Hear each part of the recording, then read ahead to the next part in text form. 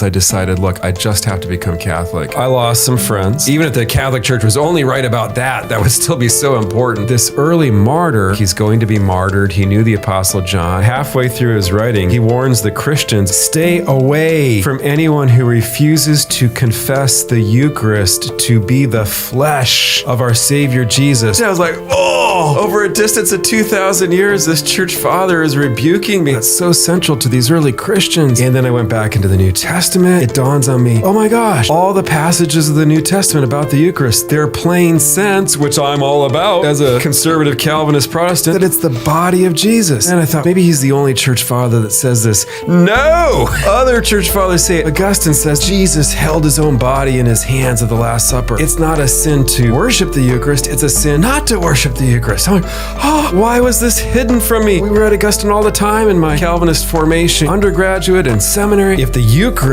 is really Jesus, even if the Catholic Church was only right about that, that would still be so important that if I'm going to have to put up with theological discomfort somewhere, at least in the Catholic Church, I can have Jesus in the Eucharist to console me while I put up with things. I went to the elders of my Calvinist parish and I told them, I'm thinking of becoming Catholic, but I'm open to hearing anything you guys have to say. And they didn't have strong objections. Then I wrote to my former seminary professors, and in the end too, they didn't have strong objections. I was like, what is